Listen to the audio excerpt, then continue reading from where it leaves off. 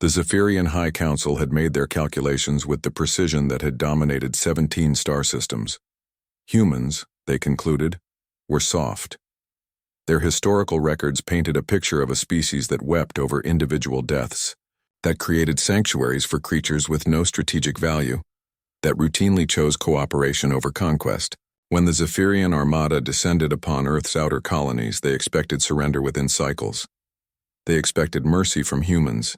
Instead, they got something far more terrifying. Admiral Sarah Chen stood before the holographic display in the command center of Titan Station, watching red dots representing Zephyrian ships advance through the asteroid belt. Her expression remained unchanged as casualty reports filtered in from Ceres mining colony. 200,000 civilians, gone in the first wave. Admiral, Lieutenant Commander Rodriguez approached hesitantly. The Zephyrian command ship is broadcasting terms of surrender. They're offering to spare the remaining colonies if we submit to vassalage.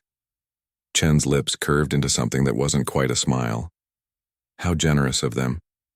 Tell me, Rodriguez, what do you know about human strategy games? Ma'am? Chess, Go, poker. For millennia, humans have created games of pure strategy. Not reflexes, not strength, pure intellectual combat. Do you know why? Rodriguez shifted uncomfortably. To practice warfare? No. Chen's voice dropped to a whisper that somehow carried more weight than a shout.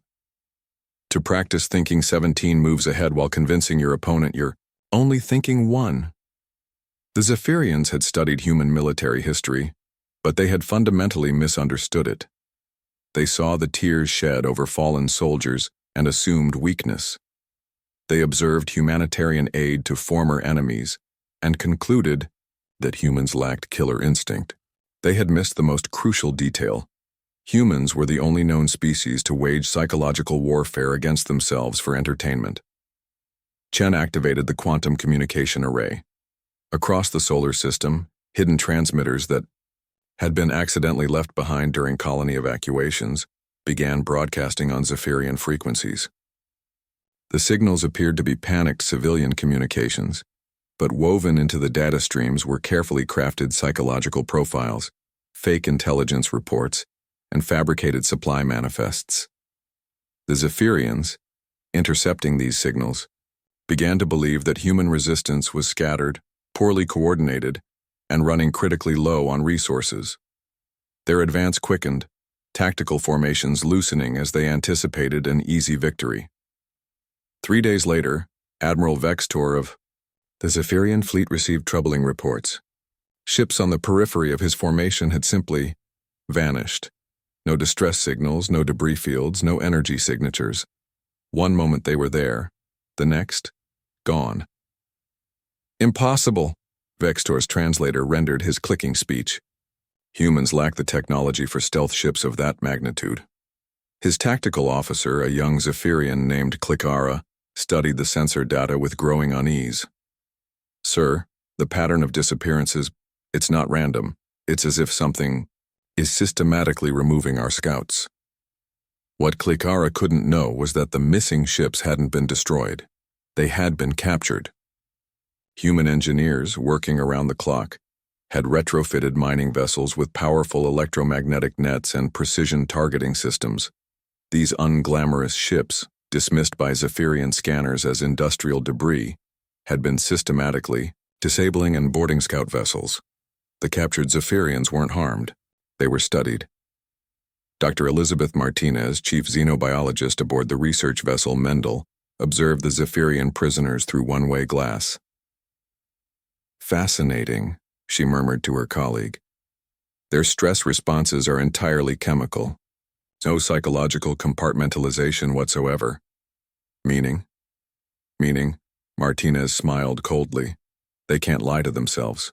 They can't maintain morale through false hope or noble sacrifice.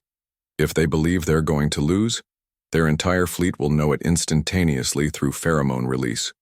The information was immediately transmitted to Chen, who incorporated it into the strategy that was already 17 moves ahead of anything the Zephyrians could imagine.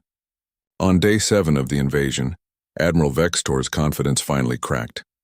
23 scout ships had vanished, But worse, the humans had begun broadcasting captured Zephyrian communications back at his fleet, not as taunts, but as apparent intelligence breaches from fictional human spies within his own ranks. Paranoia spread through the fleet like a plague. Crew members began reporting each other for suspicious behavior. Ship commanders requested permission to alter course to avoid compromised positions. The tight formation that had been the Zephyrians' greatest strength began to fragment. Chen watched from Titan Station as the enemy fleet descended into chaos. Now, Rodriguez, send the real message. The broadcast that reached the Zephyrian command ship wasn't a surrender. It was an offer. Admiral Vextor, Chen's voice carried across the void with perfect diplomatic calm. You have been participating in a training exercise designed to test human defensive capabilities. Your fleet's performance has been adequate. We are prepared to return your captured personnel unharmed and discuss terms for a peaceful resolution to this misunderstanding.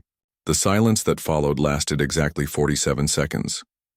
Training exercise? Vextor's reply came through gritted mandibles. Did you believe, Chen asked gently, that the species that invented the concept of no-win scenarios for training purposes would be unprepared for actual war? Your entire invasion has been a case study in human defensive psychology. We thank you for the educational opportunity. The truth was both simpler and more complex than Chen's words suggested. Humanity hadn't orchestrated the entire invasion, but they had recognized it as an opportunity to demonstrate something more powerful than military might. They had shown that humans didn't just think strategically, they thought meta-strategically. They planned for the plans their enemies would make. After seeing their plans, Vextor's fleet began its withdrawal that same day, not because they had been defeated in battle, but because they had been psychologically outmaneuvered so completely that continuing the engagement seemed meaningless. The Zephyrians had expected mercy from humans, the soft compassion of a naive species. Instead, they encountered something their own culture couldn't comprehend: mercy as a strategic choice, compassion as a calculated advantage, and kindness deployed as the most sophisticated weapon in the human arsenal.